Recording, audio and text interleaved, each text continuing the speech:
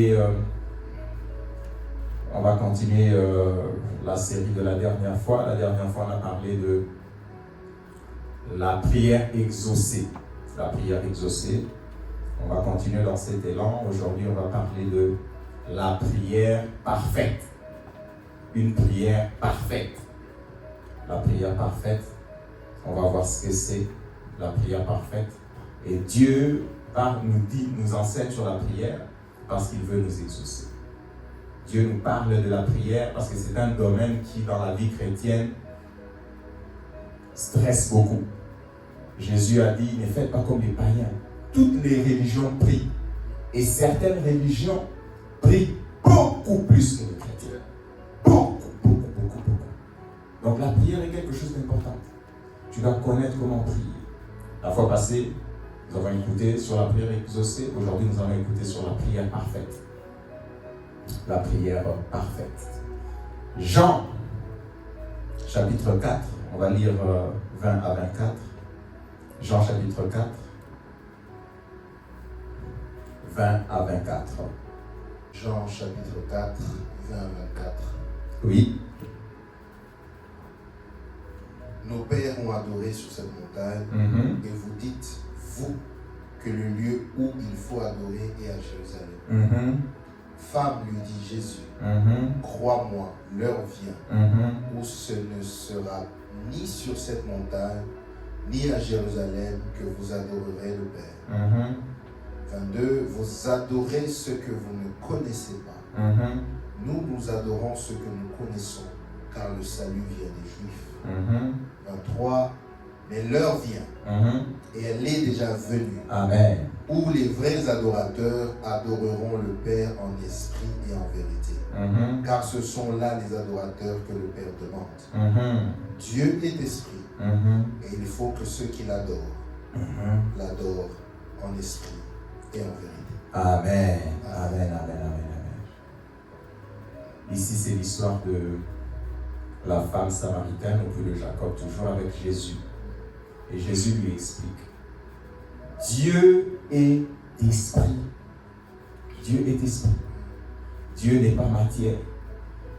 Plusieurs personnes, même les chrétiens, quand ils pensent à Dieu, ils voient un vieil homme au ciel avec la longue barbe, assis sur un trône, tout ça, etc. Il y a beaucoup d'images dans l'Apocalypse. Mais Jésus nous dit, Dieu est esprit. Dieu est esprit. Dieu est omniprésent. Dieu est partout. Dieu est esprit.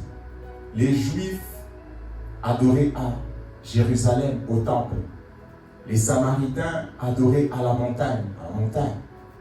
Jésus lui dit, l'heure vient, et elle est déjà venue, où les vrais adorateurs adoreront le Père en esprit et en vérité. Ce n'est plus dans un lieu, ce n'est plus à la montagne, ce n'est plus à Jérusalem, ce n'est plus à XY endroit. Dieu est esprit. Dieu est esprit. Dieu est esprit. Et il recherche des adorateurs, des personnes, des adorateurs qui l'adorent en esprit et en vérité. Dieu a créé l'homme. Il a mis en lui son esprit. Il a mis l'esprit en l'homme. Et avec cet esprit, l'esprit nous a été donné pour communier avec Dieu. L'esprit nous a été donné pour parler avec Dieu. L'esprit nous a été donné pour entrer en communion. Quand tu es en communion, après il y a la communication. La communion, autrement dit, être en unité avec Dieu. L'esprit nous a donné. Dieu est esprit. Donc quand nous pensons Dieu, certains pensent à une statuette. Quand nous pensons Dieu, certains pensent à un être situé à un endroit. Quand nous pensons Dieu, tout le monde a sa représentation de Dieu. Dieu est esprit, Jésus nous dit. Dieu n'est pas matière. Dieu n'est pas matière. Dieu n'est pas à X, Y endroit. Et dans l'ancienne alliance, Dieu ne pouvait pas communier avec l'homme. Après la chute d'Adam, Dieu ne pouvait pas communier avec l'homme dans son esprit parce que l'homme avait péché. Donc c'était plus possible de communier. Et comment Dieu a fait pour communier avec l'homme dans l'ancienne alliance? Il a mis des choses extérieures. Il a mis un culte extérieur qui n'était pas satisfaisant quand on lit Hébreu. Il dit que si l'ancienne alliance était parfaite, il n'y aurait pas eu besoin de changer. Donc Dieu a mis des choses extérieures pour rendre un culte, amène l'animal, pour faire ceci, fait ceci. Dieu a programmé, a donné des choses extérieures pour entrer en communion, en communication, en communion pour être précis avec l'homme. Donc l'homme ne servait pas Dieu de par son esprit. L'homme ne servait pas Dieu de par son esprit. L'homme servait Dieu par des choses extérieures. Par des choses extérieures. Et même si nous voyons encore en détail, dans l'ancienne alliance, comment Dieu a conduit l'homme. Dieu a conduit l'homme par son ange. Dieu conduisait les gens par son ange. Si nous lisons dans Actes des Apôtres, la prédication d'Étienne. Pourquoi Étienne a été tué? Étienne a été tué parce qu'il a expliqué aux Juifs que Moïse n'avait pas vu Dieu. Moïse a vu l'ange. L'ange qui lui est apparu à Sinaï. Je vais donner le verset parce que...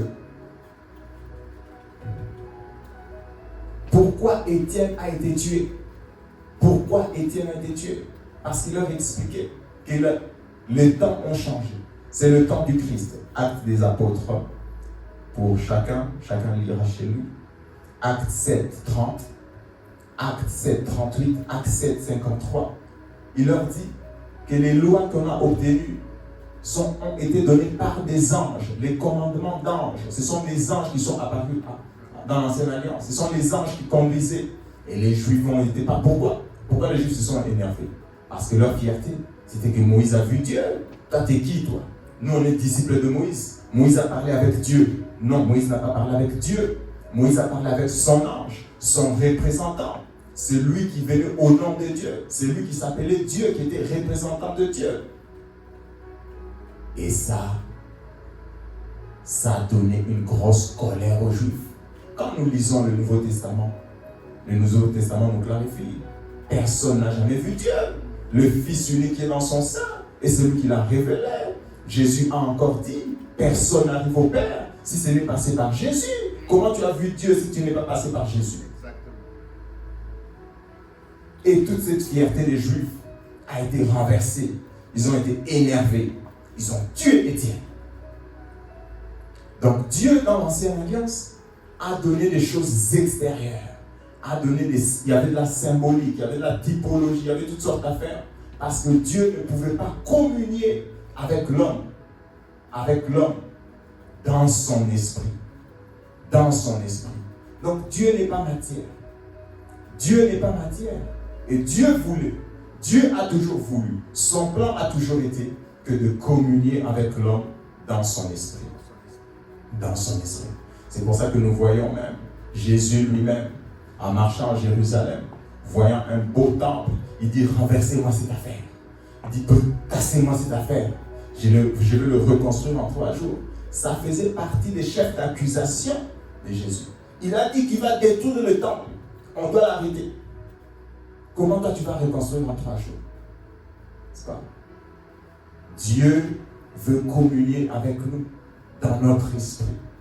Dans notre esprit. Dans l'ancienne alliance, ce n'était pas possible. Ce n'était pas possible.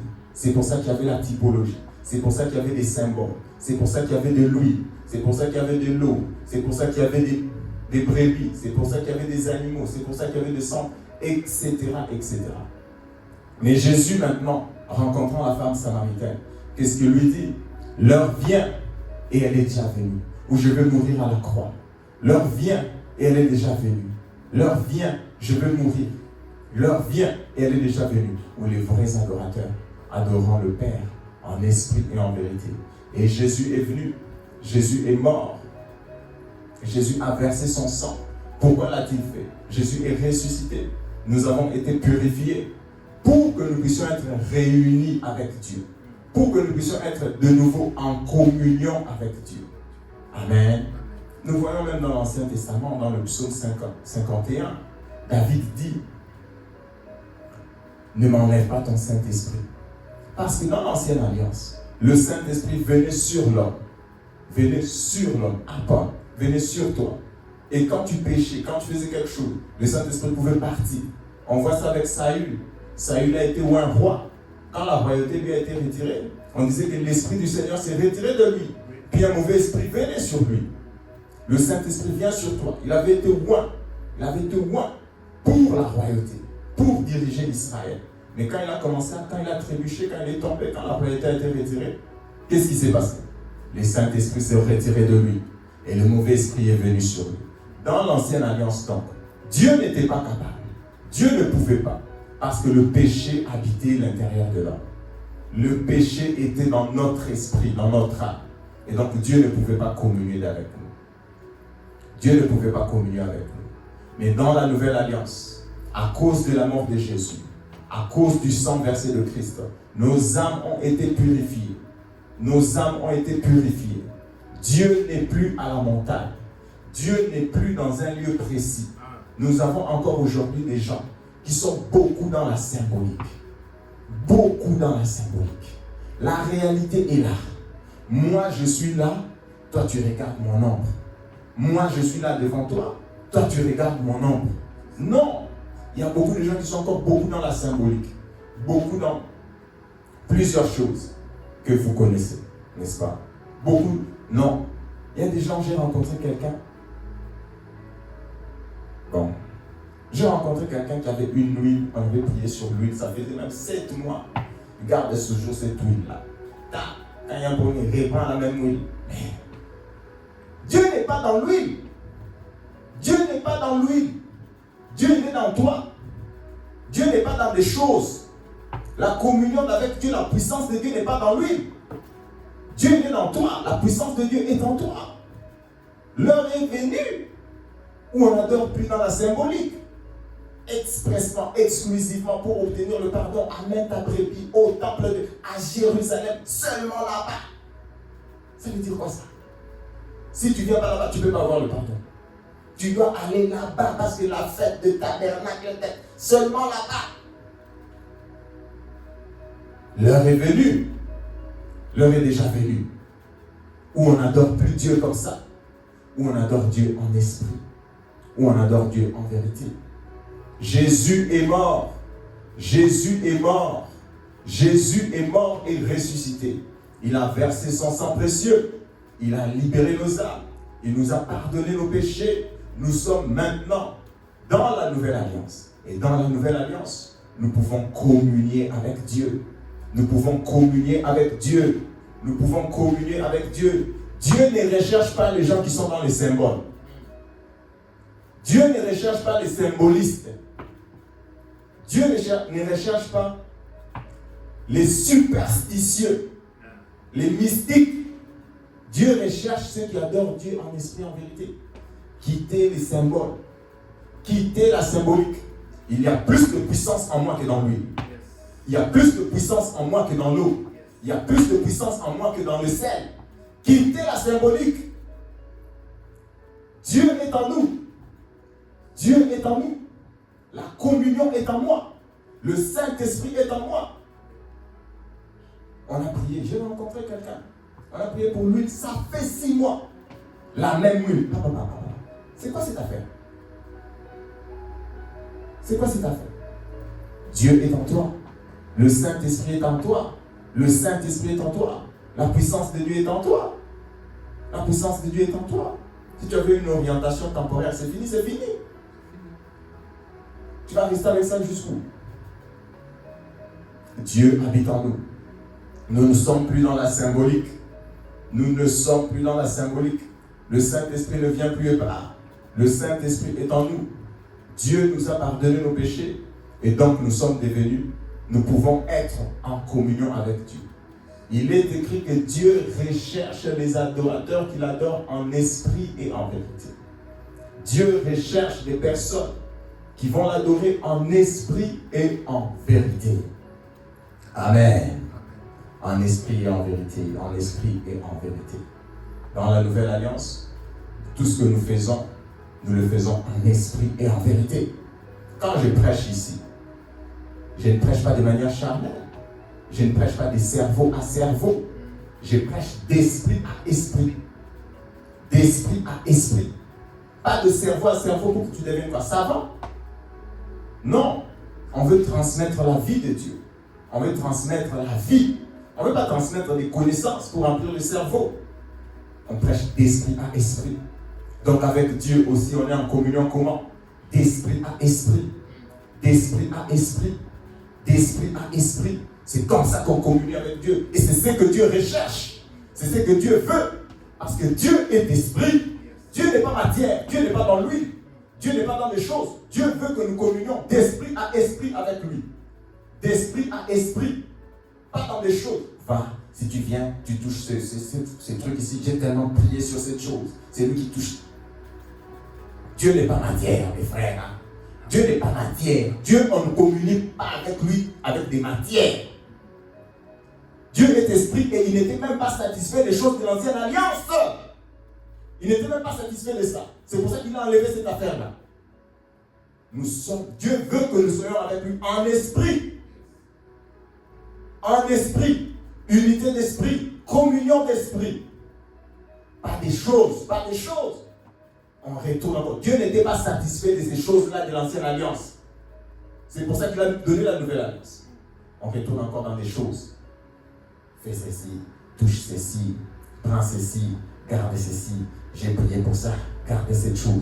Et les gens, au lieu de communier avec Dieu, ils sont en train de toucher des choses. Ah, on avait prié pour ça, on avait prié pour ça. Dieu ne veut pas ça. Dieu veut que nous communions avec lui en esprit. C'est pour ça qu'il est écrit dans Romains chapitre 8, verset 16. Le Saint-Esprit lui-même témoigne à notre esprit que nous sommes enfants de Dieu. Le Saint-Esprit en nous, il habite où? Parce que Dieu veut que nous communions avec lui. Quelqu'un m'avait posé la question. J'ai discuté avec quelqu'un, il m'a dit, ah mais le Saint-Esprit habite dans mon corps. Mais c'est ce qui est écrit. Je dis oui, c'est vrai. Le Saint-Esprit habite dans ton corps. Il habite dans ton esprit qui est dans ton corps en fait. C'est ça la vérité. Le Saint-Esprit, il habite ton esprit qui est dans ton corps. Donc tout ton être est le temple de Dieu. Quand on dit ton corps, tu dois prendre ton corps, ton âme et ton esprit. Tout est le temple de Dieu. Tu es devenu le temple de Dieu.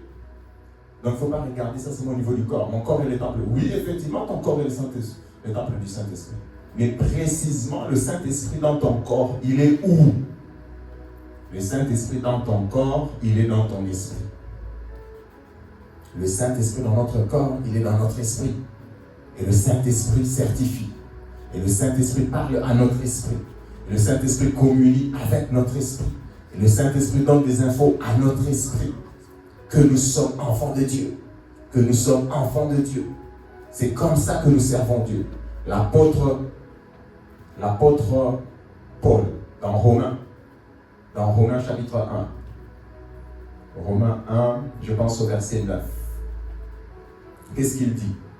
L'apôtre Paul dit, Dieu que je sers dans mon esprit. Dieu que je sers dans mon esprit.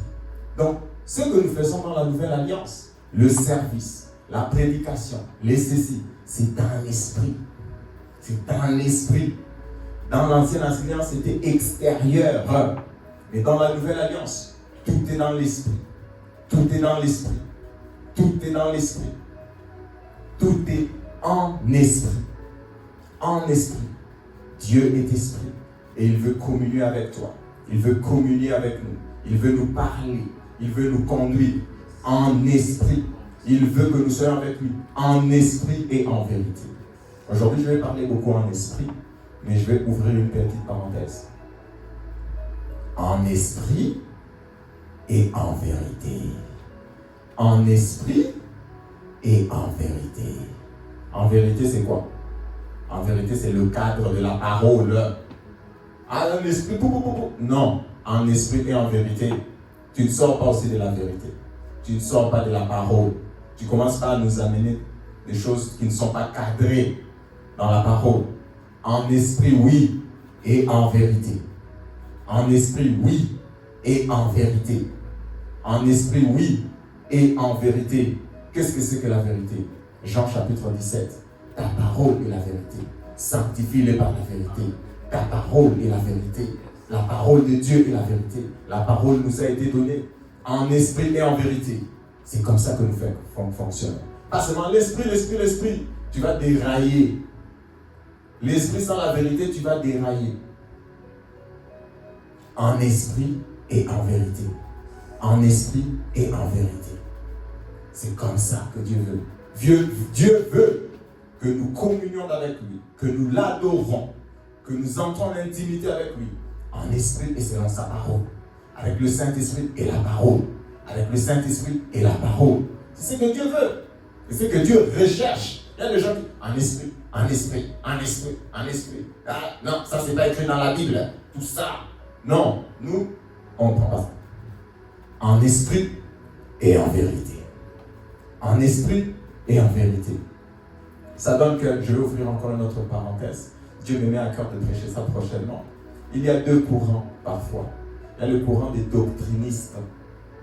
Les doctrinistes, ce sont des gens en vérité, la parole, sans l'esprit. Il y a maintenant un autre courant, des mystiques, les mysticismes. En esprit, en esprit. En esprit, en esprit. En esprit. Où est la parole? Non, nous sommes les deux. Notre église Joie éternelle est des deux. Pas seulement doctrine. Le malade est là, tu lis la Bible. Tout. Non. En esprit aussi, il faut guérir. Il faut prier pour les malades. Il faut qu'il y ait des miracles. Il faut qu'il y ait des guérisons. Mais parole. Sans puissance. Puissance. Sans parole. Ça aussi, ça ne marche pas. En esprit et en vérité. En esprit et en vérité. C'est ce que Dieu recherche. Ne sois pas seulement un homme d'esprit. Moi, je suis l'homme de l'esprit. Certains, moi, je suis l'homme de la parole. Moi, je suis l'homme de la parole. Non. Nous sommes l'homme des deux. Et l'esprit et la parole. Et l'esprit et la parole. Et l'esprit et la parole. Amen. Donc, Dieu nous a donné. Jésus est mort à la croix pour que le culte, la typologie, l'ombre cesse. Pour que nous soyons maintenant des hommes qui communions avec lui en esprit et en vérité. En esprit et en vérité. Et comment Dieu l'a fait? Comment nous entrons avec lui en esprit et en vérité? Comment nous communions avec lui en esprit et en vérité? Nous avons vu, Dieu nous a envoyé le Saint-Esprit. Dieu nous a envoyé le Saint-Esprit pour que nous soyons en communion parfaite avec lui. En communion profonde avec lui. En esprit. Le Saint-Esprit est en toi. Le Saint-Esprit habite en toi. Tu es le lieu saint. Tu es... J'allais dire... C'est toi le lieu saint. C'est toi le temple de Dieu. C'est toi l'huile sainte, si tu veux même. C'est toi. Pas l'huile. C'est toi. Je n'ai rien contre l'huile, hein, mais j'insiste, juste que la typo. Orientation temporaire, nous pouvons tolérer. Mais c'est toi qui portes. C'est toi qui portes l'onction. C'est toi qui portes le Saint-Esprit. C'est toi qui portes Dieu. C'est toi qui es le temple de Dieu. Il n'y a plus la montagne. Il n'y a plus à Jérusalem. Il n'y a plus ceci. Il faut que j'aille spécialement voir quelqu'un. Il faut que j'aille spécialement dans tel. Le temple, c'est toi. La montagne, c'est toi. Le temple, c'est toi. La montagne, c'est toi. C'est ça dans la nouvelle alliance. Dieu est en toi. Tu peux l'adorer partout. Tu peux l'adorer partout. En esprit et en vérité. Le Saint-Esprit est en nous. Nous avons reçu l'Esprit. Nous sommes en communion avec Dieu. Nous pouvons parler à Dieu. Ce n'est plus un Dieu lointain. C'est le Dieu qui habite en nous. C'est le Dieu qui est en nous. Certains, quand ils prient, toujours tendance à chercher dans leur pensée très loin. Mais quand tu as le Saint-Esprit il est en toi. Dieu est en toi. Le Saint-Esprit est en toi. Tu portes le Saint-Esprit. Dieu est en toi. Le Saint-Esprit est en toi. Et tu communies avec lui. Et tu communies avec lui. Et tu es en communion parfaite avec lui. Dans 2 Corinthiens 13, on dit la grâce du Seigneur Jésus, l'amour de Dieu le Père, la communion de l'Esprit. La communion de l'Esprit. L'unité avec l'Esprit. La communion de l'Esprit. C'est ce que Dieu veut. Ce sont ces adorateurs-là qui sont remplis du Saint-Esprit, qui ont le Saint-Esprit en eux. Ce sont eux que le Père recherche.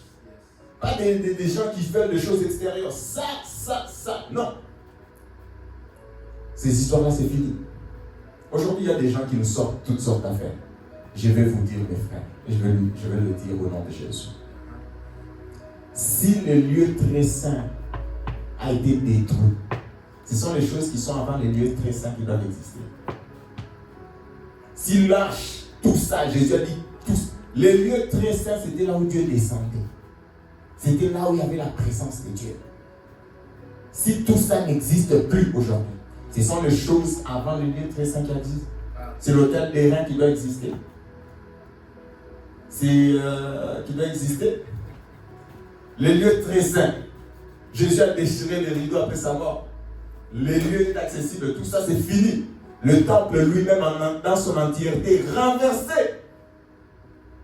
Donc ça veut dire les lieux saints, et l'arche, et les chérubins, tout ces symboliques là, tout ça, renversé. Les lieux très saints à quitter, ce sont les autres choses qui ne sont même pas dans les lieux très saints. C'est ça qui doit exister. Mes frères, Dieu veut que nous communions avec lui. Je ne vais pas longtemps rester dessus. Mais j'espère qu'on a compris. Dieu veut que nous soyons qui sont les vrais adorateurs? Qui sont les vrais adorateurs? Est-ce que ce sont ceux qui sont dans des symboles extraordinaires? La bougie, les céciles? Non.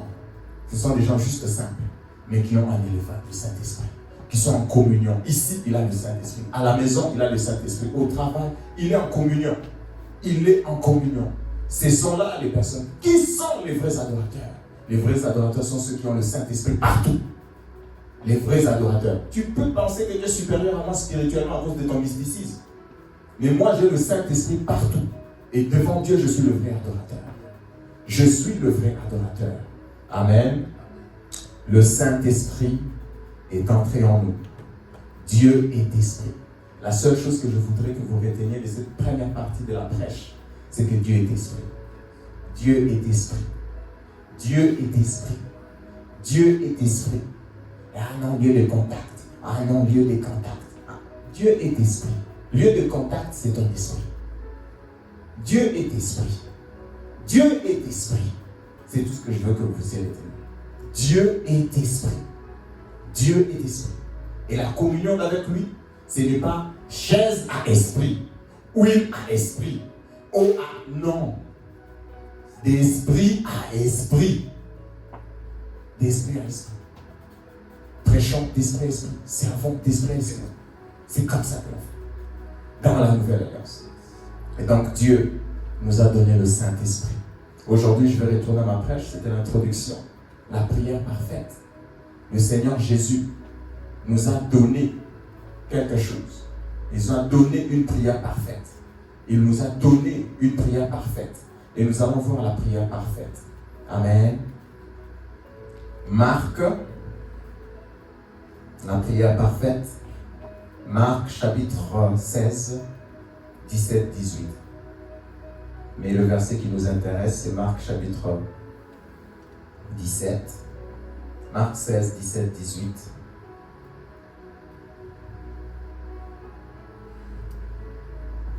Marc 16, 17, 18. Marc 16, 17, 18. Voici les miracles qui accompagneront ceux qui auront cru. Amen. En mon nom, ils chasseront les démons. Amen. Ils parleront de nouvelles langues. Amen. 18, ils saisiront les serpents. Mm-hmm. S'ils boivent quelques breuvages mortels, ils ne leur feront point de mal. Amen. Ils imposeront les mains aux malades Mm-hmm. et les malades seront guéris.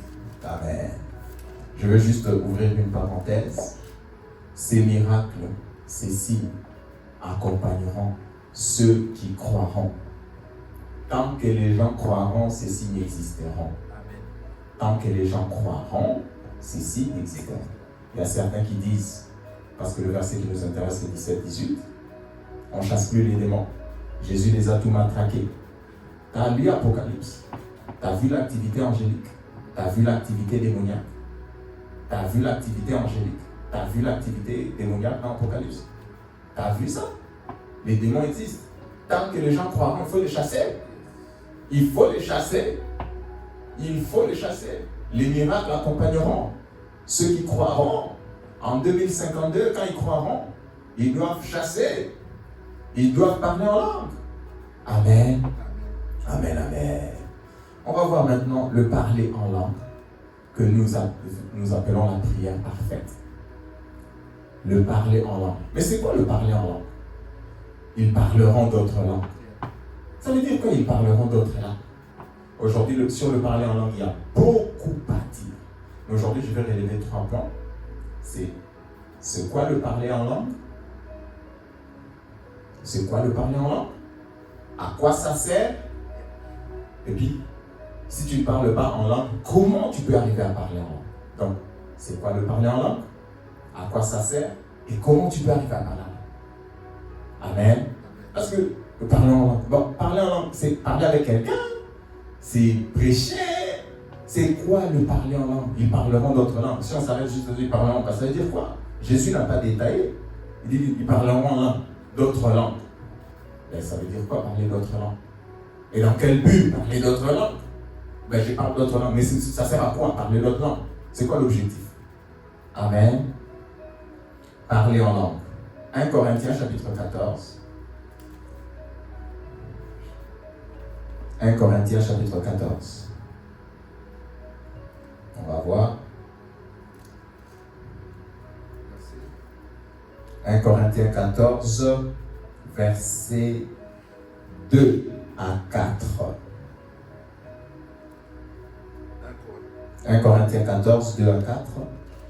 1 Corinthiens 14, 2 à 4. Recherchez la charité. 1 Corinthiens 14. Oui. Verset 2. Oui. 2 à 4. 1 Corinthiens chapitre 14. Oui. 2 à 2. Okay. 2 à 4. Je lisais 1. 2. En effet, celui qui parle en langue ne parle pas aux hommes, mais à Dieu. Car personne ne le comprend. Et c'est en esprit qu'il dit des mystères. Oui. Celui qui prophétise, au contraire, parle aux hommes, les édifie, les exhorte, les console. Celui qui parle en langue s'édifie lui-même. Celui qui prophétise édifie l'Église. Amen, amen, amen, amen. On va y aller tranquillement. Excusez-moi. On va y aller tranquillement. Verset 2 nous clarifie. C'est écrit que c'est lui, en effet, celui qui parle en langue, ne parle pas aux hommes, mais à Dieu, car personne ne le comprend, et c'est en esprit qui dit des mystères. Quand on parle à Dieu, ça s'appelle quoi? Ça s'appelle la prière. Quand on parle à Dieu, ça s'appelle la prière. Donc, c'est quoi le parler en langue? Ah, ils parleront en langue. Parler en langue, c'est quoi?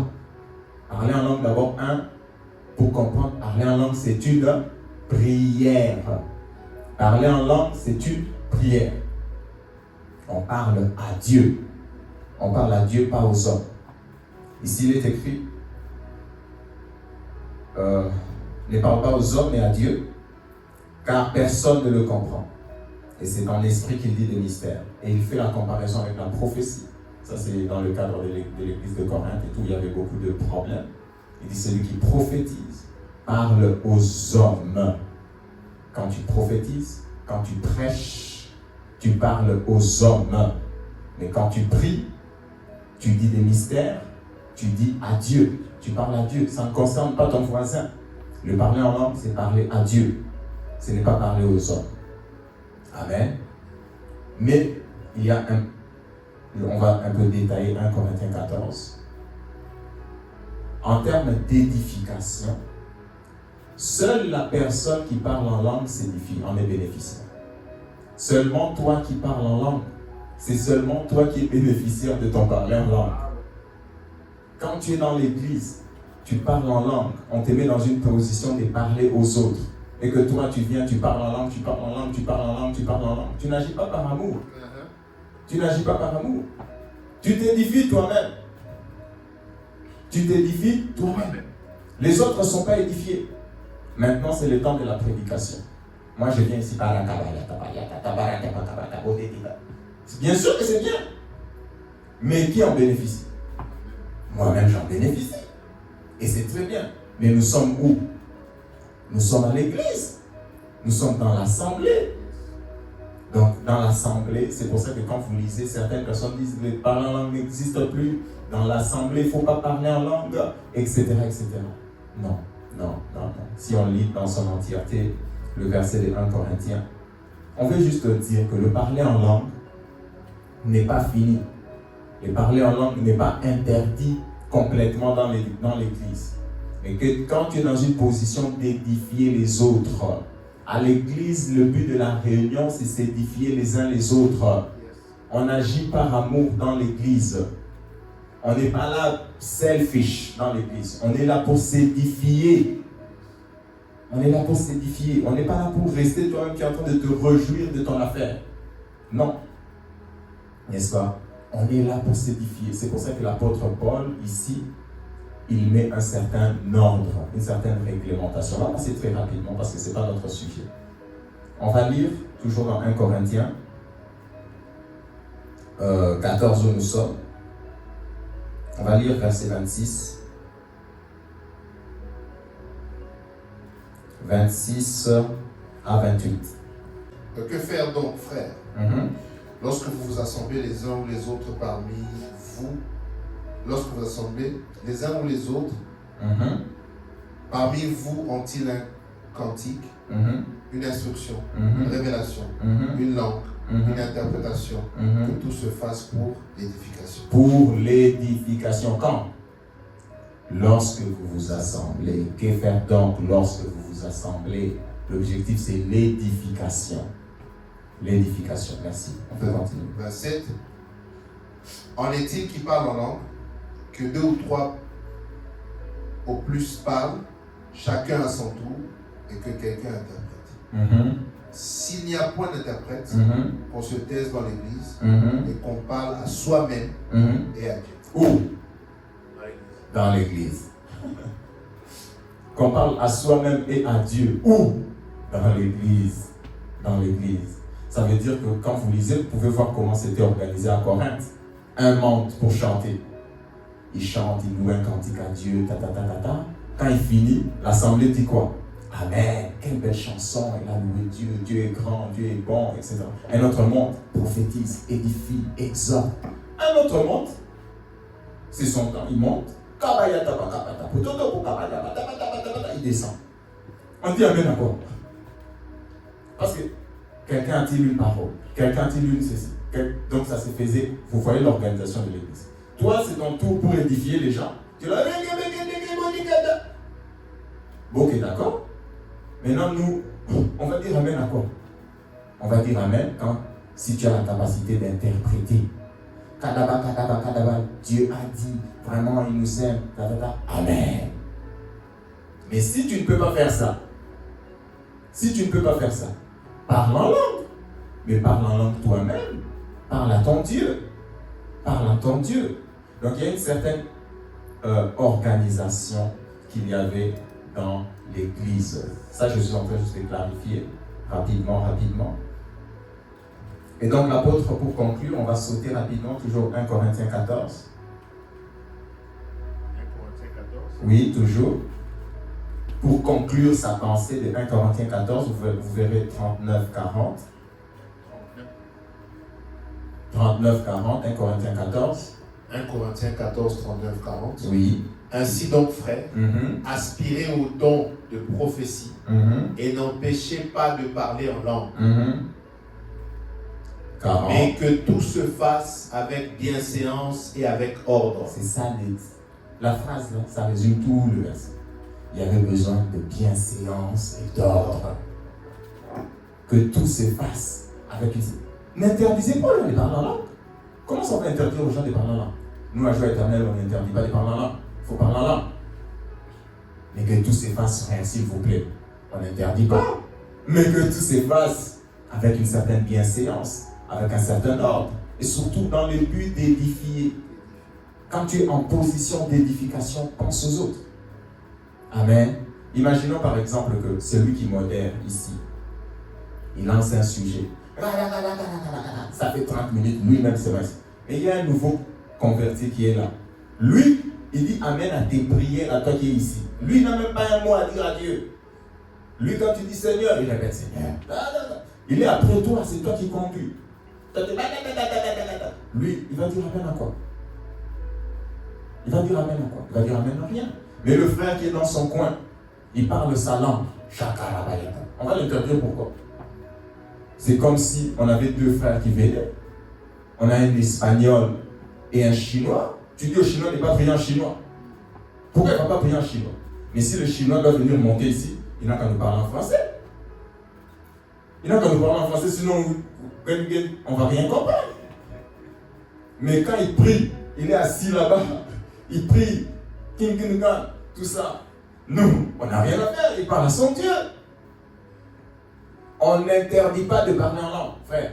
On n'interdit pas de parler en langue. Et maintenant, après, tout doit se faire comment? Avec bienséance, avec ordre. Moi, je me réunis avec mon frère. Je sais que lui parle en langue. Moi, je parle en langue. On n'a pas le temps. Chacun s'édifie. Rakabayasa. Et puis, je sais que on parle en langue. Mais quand je suis dans l'église, j'ai fait attention. Comme l'apôtre a écrit, je vous écris père, je vous écris jeunes gens, je vous écris petits enfants. Dans l'église, il y a des pères, il y a des jeunes gens, il y a des petits enfants. Donc on fait attention. Amen. Donc on parle en langue. Le parler en langue, tout ça c'était juste pour expliquer pour le parler en langue et tout. Le parler en langue est une prière. Qu'est-ce que c'est que le parler en langue? Le parler en langue est une prière. Mais une prière pour qui? Une prière pour moi-même. Je m'édifie moi-même. Je m'édifie moi-même. Je prie moi-même. Amen. On va voir comment l'apôtre Paul lui-même parlait. L'apôtre Paul a dit, j'ai béni Dieu. Toujours dans Corinthiens. De ce que je prie en langue plus que vous tous. Amen. Il a dit que je bénis Dieu de ce que moi je parle en langue plus que vous tous. Ça veut dire que tu imagines à Corinthe, ils étaient combien? Je donne un chiffre, ils étaient 200. Il dit que 200 réunis là. Moi, je parle en langue plus que vous tous. Donc on n'interdit pas de parler en langue. Le parler en langue est une prière.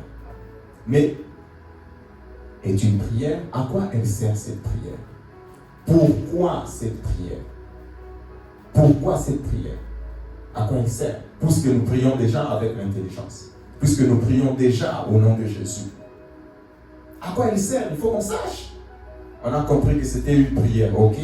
Mais à quoi elle sert? Moi, je prie déjà avec mon intelligence. Moi, je prie déjà avec mon intelligence. Pourquoi est-ce nécessaire de prier aussi en langue? On va voir Romains. On va commencer par Romains. Romains chapitre 8, 26-27. De même aussi l'Esprit nous aide dans notre faiblesse, car nous ne savons pas ce qu'il nous convient de demander dans nos prières. Mais l'Esprit lui-même intercède par des soupirs inexprimables. Et celui qui sonde les cœurs connaît quelle est la pensée de l'Esprit, parce que c'est selon Dieu qu'il intercède en faveur des saints. Amen, amen, amen. On va expliquer. De même aussi l'Esprit nous soutient dans notre faiblesse. L'Esprit nous soutient dans notre faiblesse. Nous avons donc une faiblesse. Quelle est la faiblesse que nous avons? Quelle est la faiblesse que nous avons, nous tous? Il est écrit, l'Esprit Saint nous soutient dans notre faiblesse. L'Esprit Saint nous soutient dans notre faiblesse. Parce que nous ne savons pas ce que nous pouvons demander à Dieu. Nous ne savons pas quoi demander à Dieu. Prier avec l'intelligence a des limites. Prier avec intelligence a une certaine limite. Parfois, nous ne savons pas exactement ce que nous devons demander à Dieu. Parfois, nous ne savons pas exactement, nous ne connaissons pas exactement ce qu'il nous faut. Parfois, nous ne connaissons pas exactement la cause du problème. Et donc, nous ne savons pas ce qu'il convient de demander à Dieu. Nous ne savons pas ce qu'il convient de demander à Dieu. L'Esprit Saint soutient le croyant dans notre faiblesse. Laquelle est la faiblesse? C'est que parfois, nous ne savons pas exactement qu'est-ce que tu dois demander à Dieu dans une situation. Tu peux regarder la situation de A à Z, tu ne sais même pas par où commencer à prier. Ça n'arrive pas. Ça arrive. Tu ne sais pas quoi demander à Dieu. Et quand tu ne sais pas quoi demander à Dieu, qu'est-ce qu'il est écrit? L'Esprit Saint lui-même intercède par des prières inexprimables. Le soupir, c'est quoi le soupir? Le soupir, c'est comment? Qu'est-ce qu'on fait sans s'arrêter? C'est respirer. Et l'apôtre, dans d'autres épîtres, il écrit prier sans cesse. Qu'est-ce que l'être humain fait sans cesse? À quoi compare-t-on la prière? À la respiration. Tu es sous l'eau, tu dois respirer. Tu es sous la douche, tu dois respirer. Tu manges, tu dois respirer. Tu dors, tu dois respirer. Tu dois tout le temps respirer. C'est ce que tu fais sans cesse. Tu dois tout le temps prier. Tu dois tout le temps prier. Et quand nous ne savons pas comment prier, quand nous ne savons pas quoi dire, quand nous sommes dépassés par les événements, le Saint-Esprit lui-même intercède pour nous. Il nous soutient dans nos prières. Mais comment le Saint-Esprit intercède? Comment le Saint-Esprit intercède? Au travers de toi, au travers d'une prière inexprimable, au travers d'un soupir inexprimable, au travers d'un soupir inexprimable. C'est notre parler en langue, le soupir inexprimable. C'est notre parler en langue, la prière inexprimable. Le Saint-Esprit nous soutient dans notre faiblesse. Le Saint-Esprit nous soutient dans notre faiblesse par un soupir inexprimable. Par les soupirs inexprimables. Vous lirez dans Actes des Apôtres, chapitre 2, il est écrit qu'ils s'émirent à parler selon que l'Esprit leur donnait de s'exprimer. Ils s'émirent à parler selon que le Saint-Esprit leur donnait de s'exprimer. Le soupir inexprimable. Le Saint-Esprit te communique, et puis toi tu le sors. Le soupir inexprimable sort, il sort. Le Saint-Esprit te donne. C'est ça l'intercession de l'Esprit. Il te donne les mots, il te soutient, il te donne les mots. Et toi tu parles. Ils se mirent à parler. Acte 2, 4. Selon que l'Esprit leur donnait de s'exprimer. Et ici encore, je vais ouvrir une parenthèse rapide. Plusieurs pensent que pour parler en langue, tu dois toujours être en extase. Quelqu'un qui a perdu le cerveau, qui a perdu la tête, tout ça. Quand on a dit ça à Pierre, on a dit que c'était la 3e heure et tout, qu'ils étaient ivres. Pierre a dit quoi? Nous ne sommes pas ivres. Pourquoi tu veux parler en langue quand tu es comme tu as perdu la boule? On ne parle pas en langue nécessairement quand on a perdu la boule. Ça peut être une expérience spirituelle, oui, mais ce n'est pas ça la norme. Au quotidien, pour parler en langue, tu dois perdre la tête. Tu dois être comme ivre, perdre la raison. Non. Pierre a prêché. Pierre venait de parler en langue. Il dit que nous ne sommes pas ivres. Nous ne sommes pas ivres. Pour parler en langue, tu dois être rempli. Tu as perdu la tête. Ah, puis le Saint-Esprit, il prend le contrôle de ta langue. Et puis tu ne maîtrises plus rien. Non. Non, absolument non. Le Saint-Esprit te permet de parler. Il te permet de parler. Et tu parles. Personne ne le comprend. Personne ne le comprend. Personne ne le comprend. C'est en esprit qu'il dit des mystères à Dieu. Si je vais parler en langue dans 10 minutes, je ne sais pas ce que je veux dire, mais je vais parler. Même moi-même, je ne sais pas, mais je vais parler. Il y a un comparatif comme ça à faire dans les évangiles, quand Jésus disait, quand on vous arrêtera, on vous mènera auprès des rois, etc. À l'instant même, le Saint-Esprit vous donnera quoi dire. Le Saint-Esprit ne va pas parler. Le Saint-Esprit va te donner quoi dire. Le Saint-Esprit ne parle pas, il va te donner à toi quoi dire. Donc pour parler en langue, le Saint-Esprit te donne quoi dire. Quand tu ne connais pas, tu ne maîtrises pas bien la situation, c'est les chrétiens ou le croyant en Jésus, Jésus a vu une faiblesse. Notre vie de prière avec seulement intelligence a une faiblesse. Quand tu parles en langue, tu sens que le moteur répare. Tu sens que ça redémarre, c'est reparti. L'énergie est revenue. Parler en langue. Veux-tu rester dans la faiblesse ou être des pieds solides? Tu veux garder la faiblesse? Tu veux garder la faiblesse? Le Saint-Esprit, lui-même, par des soupirs inexprimables, Et dans le verset 27, c'est écrit quoi? Pourquoi je l'appelle maintenant la prière parfaite? Qu'est-ce qui est écrit au verset 27? Et c'est lui qui sonde les cœurs, connaît quelle est la pensée de l'esprit, parce que c'est selon Dieu qu'il intercède en faveur des saints. Dans d'autres versions, surtout en anglais, qu'est-ce qui est écrit? Le Saint-Esprit intercède according to the will of God. According to the will of God. Le Saint-Esprit ne te fait pas faire des prières charnelles. La prière en langue n'est pas une prière charnelle. C'est une prière parfaite. Elle est toujours faite according to the will of God. Elle est toujours faite en accord avec la volonté de Dieu. Ce n'est pas une prière charnelle. C'est une prière parfaite. C'est une prière parfaite. C'est une prière parfaite. La prière en langue. Le Saint-Esprit nous donne de prier, il nous donne les mots. Il met en nous les mots et nous prions. Exactement. Exactement. Donc tu manques pas la cible. Parfois tu es là et prie en langue. Rakabaya, Ekeresa, Inabayara. Paf, ça va pas. Tu n'as aucune chance de rater. Ta prière avec intelligence, tu peux faire des choses selon la chair. Mais la prière en langue, tu n'as aucune chance de rater. According to the will of God. Toujours. Le Saint-Esprit ne peut pas te donner des mots différents. D'ailleurs, à y penser. Sans même aller fouiller d'autres versions. Le Saint-Esprit va te donner toujours des mots en accord avec la volonté de Dieu. C'est une prière parfaite. Elle répond à la faiblesse. À la faiblesse de l'homme. On va voir encore un autre verset qui parle de la même chose. Toujours de notre parler en langue. Amen. 1 Corinthiens chapitre 2, verset 11.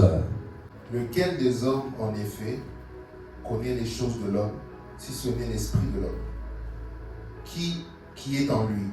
De même, personne ne connaît les choses de Dieu, si ce n'est l'esprit de Dieu. Amen.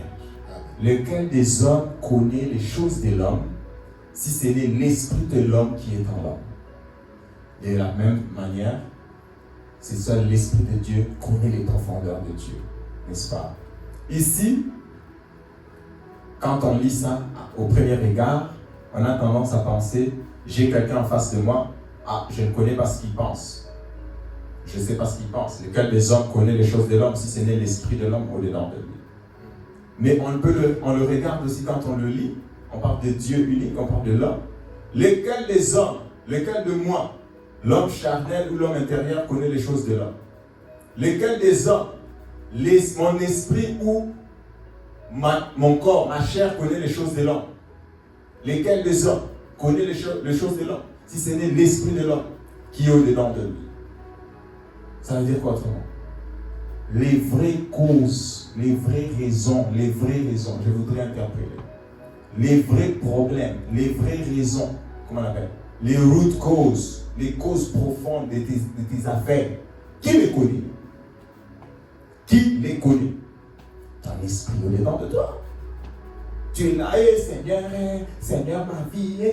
Lesquels des hommes connaît les choses de l'homme, si ce n'est l'esprit de l'homme au-dedans de lui? Par le Saint-Esprit, ton esprit connaît les vraies raisons des problèmes de ta vie. Ton esprit connaît les vraies causes de tes problèmes. Ton esprit connaît. C'est ça la faiblesse. L'intelligence ne l'a pas encore reçue. C'est ça la faiblesse. C'est ça la faiblesse. Le Saint-Esprit inspire à ton esprit. C'est que ton cerveau n'a pas encore capté. Le Saint-Esprit inspire à ton esprit. Tu pries, tu dis des mystères. Tu pries pour l'avenir. Et puis tu pries pour des choses que tu ne connais pas. Tu pries pour les attaques dont ton cerveau n'a pas encore reçues. Tu pries pour des choses que tu ne comprends pas. Les cas des hommes. Une flèche a déjà été lancée des enfers là-bas. Le Saint-Esprit inspire à ton esprit. Kabraza, Ikaratata. Toi, tu attends que la flèche t'atteigne. Après, Seigneur, oui, ça aussi c'est bon.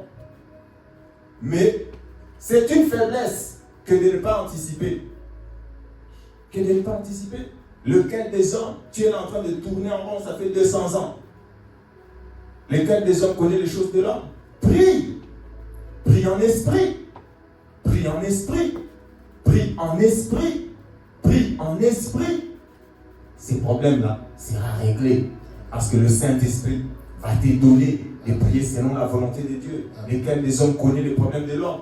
Ils vont prier exactement. Parfois, nous autres, si on veut prier pour l'avenir, mais tu regardes l'avenir, tu ne sais même pas tu vas demander quoi exactement. Tellement l'avenir est mystérieux et incertain. Mais l'Esprit Saint connaît l'avenir, il est écrit.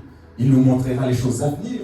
L'Esprit Saint connaît ton futur. L'Esprit Saint le connaît. Et quand tu pries, il prie pour ton avenir. Dans son exactitude, selon la volonté de Dieu, selon les plans de Dieu. Nous prions en langue. Nous prions en langue. Et je vais dire d'ailleurs, nous prions beaucoup en langue. Beaucoup en langue. Parce que c'est la prière parfaite. Il y a, j'insiste, je me répète, il y a une faiblesse. Et le Saint-Esprit répond à cette faiblesse par cette prière. Le Saint-Esprit répond à cette faiblesse par cette prière. Tu es un handicapé si tu ne pries pas moi. Jésus ne nous a pas donné ça pour rien. Jésus a dit, voici les miracles qui accompagneront tous ceux qui auront cru. Quand le Saint-Esprit est descendu à la Pentecôte, tous ceux qui avaient cru, qui avaient reçu le Saint-Esprit ont parlé en langue. Chez Corneille, quand les gens écoutaient la parole, quand le Saint-Esprit est descendu, tous ceux qui étaient dans la maison de Corneille ont parlé en langue. Quand Paul a prié pour les disciples de Jean-Baptiste, tous ont parlé en langue. La parole de Jésus s'est accomplie. Je ne vais pas entrer dans ça, ça crée un autre enseignement. Tous parlaient-ils en langue, mais je vais te dire tout simplement, Jésus, en qui tu crois, a dit, tous parlent en langue. Jésus, maintenant, pour ne pas aller dans un enseignement trop deep, Jésus et Paul. Paul a dit, tous parlent en langue, c'est une question d'ailleurs. Mais Jésus répond, oui, tous parlent en langue. Tous parlent en langue, parce que tous ont cette faiblesse. C'est une prière. Tous ont cette faiblesse. Connais-tu ton avenir? Connais-tu ce qui va arriver demain?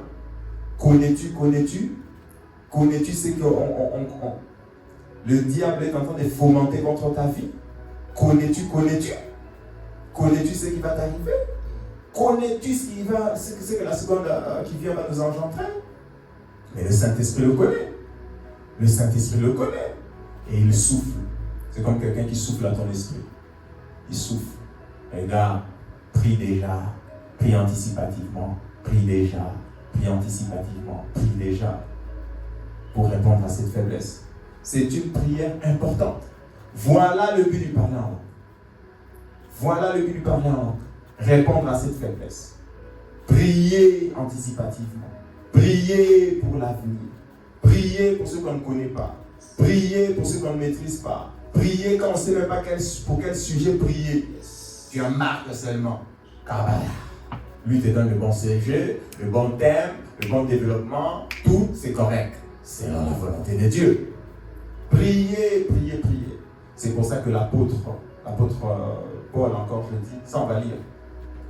On va lire le verset dont j'ai parlé tantôt. 1 Corinthiens 14. Il dit que j'ai prié pour eux. Plus que vous tous. 1 Corinthiens 14. Verset 18. Verset 18. Je rends grâce à Dieu de ce que je parle en langue plus que vous tous. On peut s'arrêter là. Il rendait grâce à Dieu. Ça veut dire quoi? L'apôtre Paul, dans ses journées, c'était Kabarajadabaya. Il parle en langue plus que toute une église. Ça veut dire quoi ça? Dans ses journées. Et moi je veux vous dire, mes frères, ça c'est une conviction personnelle. Moi je veux vous dire, 90% des parlants en langue, 10% d'intelligence. 90% selon la volonté de Dieu. Le reste moi-même, aussi selon la volonté de Dieu avec l'intelligence. Avec un 2% si je me perds. Mais 90% selon la volonté de Dieu. Selon la volonté de Dieu. Nous ne savons même pas ce que nous devons demander. Quelqu'un est en train de demander à Dieu. Quelqu'un est en train de demander à Dieu, Seigneur, donne-moi un immeuble. Pendant qu'on a déjà tracé sa vie, que dans 2 heures, il doit mourir. Donne-moi, moi Seigneur. Qu'est-ce que tu pries? ça dégage cette mort, ça part, je continue, je sers Dieu. Toi, tu demandes des choses. Donc, le diable a déjà dit que non, toi, tu ne vas pas passer 2025. Tu es là, 2028, chez toi. Seigneur, j'économise ma vie. Ah, Seigneur, 90% selon la volonté de Dieu, 10% avec 8% avec intelligence selon la volonté de Dieu, 2% on se perd toujours. Quand tu programmes, l'apôtre Jacques, l'évêque Jacques a dit, vous êtes là, oh nous irons. Il faut dire si Dieu le veut. Si Dieu le veut. Ça c'est si Dieu le veut. Ah nous irons, nous calculerons, nous ferons, nous monterons, nous descendrons. Si Dieu le veut. Et de toutes les façons, le diable aussi ne le veut pas. Le diable ne le veut pas. Le diable aussi ne le veut pas. Donc nous prions. La prière parfaite. La prière en langue. La prière parfaite. Chez nous, à Joie Éternelle, nous n'interdisons pas de parler en langue. Au contraire. Au contraire. Nous encourageons. Tu parles en langue. Parle en langue. Prie. Si tu peux prier en langue, prie. Prie. Tu pries pour des choses extraordinaires. Tu dis des mystères. Et les gens, je vais comprendre ton parlant. Tu veux comprendre mon parlant en langue? Mais moi je prie. Toi pourquoi tu ne veux pas prier, tu veux comprendre? Ok.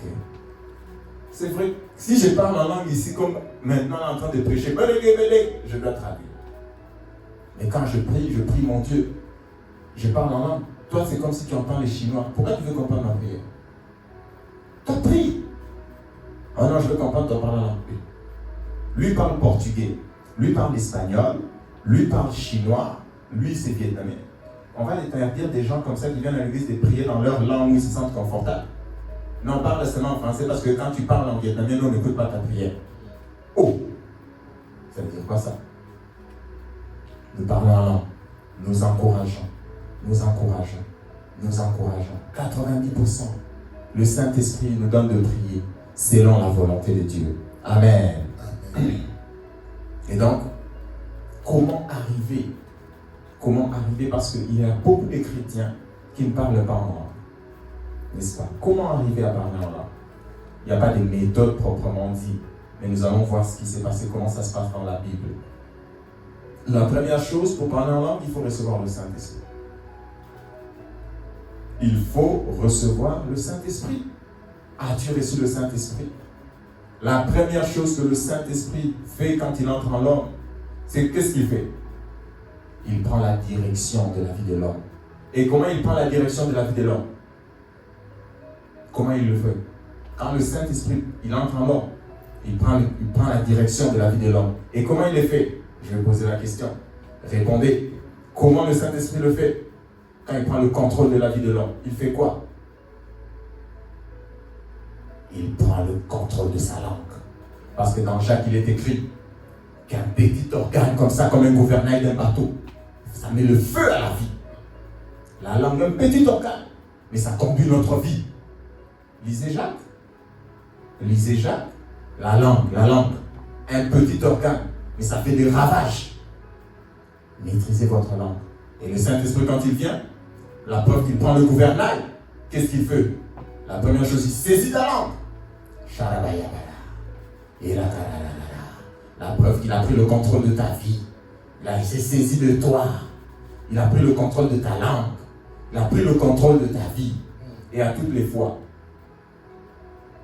que le Saint-Esprit est venu sur des fidèles, dans les fidèles, pour être précis, en eux, au-dedans d'eux, dans la Nouvelle Alliance. Actes chapitre 2, Pentecôte, ils ont parlé en langue. Actes chapitre 10, chez Corneille, ils ont parlé en langue. Actes chapitre 19, il n'y a que trois expériences comme ça où on a prié pour des fidèles et tout. Toutes les fois où on a prié pour eux, Actes 19, l'apôtre Paul, l'apôtre Pierre, chez Corneille, et puis les disciples de Jésus et les apôtres, parlaient en langue. Quand le Saint-Esprit est descendu, ils ont parlé en langue. Donc pour parler en langue, qu'est-ce qu'il faut? Tu dois recevoir le Saint-Esprit. Certains sont là, oh non, moi j'ai reçu le Saint-Esprit le jour où j'avais fait ma prière du Seigneur. Jean-Seigneur, je te donne mon cœur, tout ça. Tu as cru en Jésus par la conviction de l'Esprit Saint, oui. Mais est-ce que ça veut dire que le jour où tu as cru en Jésus, tu as reçu le Saint-Esprit? Est-ce que c'est ce que ça veut dire? Est-ce que c'est ce que ça veut dire? Non, absolument pas. On va voir Luc. Je ne pense pas que j'ai prévu ça. Ouais, je n'ai pas prévu. Luc chapitre 11. Luc 11, 8 à 13. Je vous le dis, même s'il ne se lavait pas pour les lui donner, parce que c'est son ami, même s'il ne se levait pas pour les lui donner parce que c'est son ami, il se leverait à cause de son importunité et lui donnerait tout ce dont il a besoin. Et moi je vous dis, demandez et l'on vous donnera, cherchez et vous trouverez, frappez et l'on vous ouvrira. 10. Car quiconque demande reçoit, celui qui cherche trouve, et l'on ouvre à celui qui frappe. 11. Quel est parmi vous le père qui donnera une pierre à son fils s'il lui demande du pain? Ou s'il demande un poisson, lui donnera-t-il un serpent en lieu d'un poisson? On continue. 12. Ou s'il demande un œuf, lui donnera-t-il un scorpion? 13. Si donc méchant comme vous l'êtes, vous savez donner de bonnes choses à vos enfants, et à combien plus forte raison le Père Céleste donnera-t-il le Saint-Esprit à ceux qui le lui demandent? Le Père Céleste donnera-t-il quoi? Le Saint-Esprit. Le Père Céleste. Le Père Céleste. On prie le Père. Qui sont ceux qui prient le Père? N'est-ce pas ceux qui sont nés de nouveau? Demande-t-il pas le Saint-Esprit? Demande-t-il pas le Saint-Esprit? Tu as reçu le Saint-Esprit que le jour où Dieu est devenu ton Père? Parce que tu as reçu Jésus. Tu as reçu Jésus. Le Saint-Esprit, on le demande. Les disciples sont restés dans la chambre en priant. Pourtant, Jésus leur a dit, restez, je vous envoie le Saint-Esprit. Mais ils ont continué à demander. Ils ont demandé. Ils ont cherché. Ils ont frappé. Ils ont cherché. Ils ont frappé. Prière avec importunité pour recevoir le Saint-Esprit. Cette prière d'importunité, c'est pour recevoir quoi? C'est pour recevoir la voiture. Hein? C'est pas pour recevoir la voiture. C'est pour recevoir le Saint-Esprit. On demande au Père, donne-nous le Saint-Esprit. Donne-moi le Saint-Esprit. Donne-moi le Saint-Esprit. Tu demandes d'abord. Si Dieu ne donne pas, tu cherches. Tu cherches où? Tu cherches toujours dans la prière. Donne-moi le Saint-Esprit, un nouveau degré. Tu prends un jeûne, je ne sais pas. Tu frappes, tu cherches, tu pries, tu demandes, tu cherches, tu frappes. Dieu ne donnera-t-il pas le Saint-Esprit? Dieu donnera le Saint-Esprit. Tu dois recevoir le Saint-Esprit. Tu dois recevoir le Saint-Esprit. Tu dois recevoir le Saint-Esprit. Tu dois recevoir le Saint-Esprit. Quand tu auras reçu le Saint-Esprit, quand il t'aura rempli, tu parleras en langue. C'est inévitable. Tu parleras en langue. Le parler en langue est une prière. On va clôturer. Le parler en langue est une prière. Tu dois recevoir pour cela le Saint-Esprit d'abord. Demande à Dieu le Saint-Esprit. Tu ne l'as pas reçu, demande. Tu ne parles pas en langue, demande de parler en langue. Demande, cherche, frappe, cherche. Parce que ça va venir facilement. Ça doit venir. Moi, je ne cherchais pas. On dit qu'on prie avec importunité pour recevoir le Saint-Esprit. On prie avec importunité pour recevoir le parler en langue. On prie avec importunité pour recevoir la puissance de Dieu. Non, Dieu va me donner la puissance. Ce sont les dents, nanana. Le Saint-Esprit, c'est un don. Jésus a dit aux disciples, il dit, attendez, je vous l'envoie. Sont-ils restés se promenant et puis faisant rien? Ils sont restés en faisant quoi? En priant, demandant le Saint-Esprit. Jésus a dit, je vous donne, mais eux prient encore. Mais toi, tu es là, oh non, les dents, tout ça, On dit, priez, demandez, cherchez, frappez. Dieu donnera le Saint-Esprit. On pense que non, les choses de Dieu, Dieu va te... Non, tu dois demander, chercher, frapper pour que Dieu te donne le Saint-Esprit, pour que Dieu te donne les dons, la puissance. Tu dois demander, chercher, frapper. Ça ne vient pas comme ça. Tu dois prier. Tu dois prier. Et Dieu te donnera le Saint-Esprit. Pourquoi tu ne parles pas en langue? Demande, cherche, frappe dans la prière. Demande, cherche, frappe. Dieu va te donner le Saint-Esprit. Dieu va te donner le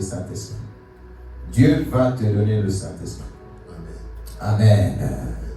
Et comme c'est une prière, on va clôturer avec ce verset. 1 Corinthiens 14. On va lire 14 et 15. 1 Corinthiens 14 et 15. Car si je prie en langue, mon esprit est en prière, et mon intelligence demeure stérile. Quoi faire donc? Je prierai par l'esprit, mais je prierai aussi avec l'intelligence.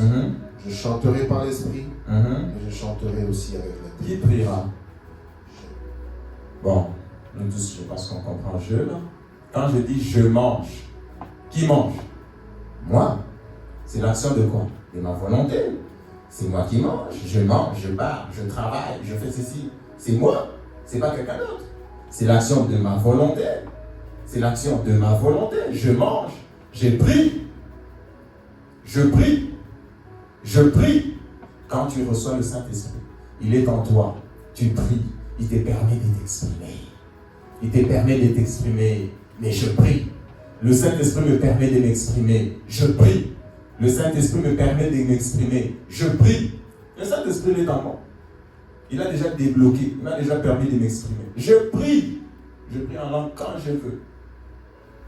Oui, je prie en langue. Et avec l'intelligence, je prie quand? Je prie quand je veux. Ah non, il faut que tu veux te concentrer pour moi. Parfois, je suis sur la route. Oh, je vois quelque chose. Je prie. Je prie. Parfois, je ressens quelque chose dans mon corps. Je prie. Je ne sais même pas c'est quoi que je ressens. Je ne sais pas trop c'est quoi et tout. Contre-attaque. Et Kabbalah. Je ne sais même pas pourquoi prier. Je prie en langue. Je prie. Quand tu reçois le Saint-Esprit, par la foi, prie. Prie. Tu me dis, il y a quelqu'un qui me dit, genre, mais je vais dire quoi? Prie. Ouvre la bouche. Libère seulement un mot. Tu vas voir, le reste va couler. Ça va couler. Ça va couler. Que ton intelligence ne fasse pas obstacle à la prière en langue. Qu'est-ce que je veux dire? Mais je ne sais pas ce que tu vas dire. Qu'est-ce que tu vas dire? Mais moi-même, quand je vais prier dans 5 minutes ici, qu'est-ce que je vais dire? Je ne sais pas ce que je vais dire. Mais quand je commence, et tu l'expérimenteras au nom de Jésus. Au nom de Jésus. Quand je commence, je sens quelque chose au-dedans. Ça remonte, ça remonte. Nous prions en langue. Amen. Amen. Amen. La prière parfaite. La prière parfaite. La prière en langue. Le parler en langue. 90%. 8% et 2% d'erreur. 8% d'intelligence et 2% d'erreur. C'est ma conviction. 90%. Les gens prennent le parler en langue comme un complément. Mais moi, nous prenons le parler en langue comme la base. Ce n'est pas un complément. Tu fais 2 heures de parler en langue, 3 heures. Les gens ils prient avec son intelligence quand il reste 2 minutes. Shabraza, kalatata. Ils finissent sa prière. C'est bien aussi. Mais tu peux aussi inverser. Tu fais braga, braga, braga, braga. Et puis tu finis seulement Seigneur. Bénis mes enfants. Bénis la... Fais pas long. Fais pas long. Bénis mes enfants. Bénis la journée. Bénis mon travail. Tu es au contrôle. Les anges. Le Saint-Esprit. Amen. Tu pars. Amen.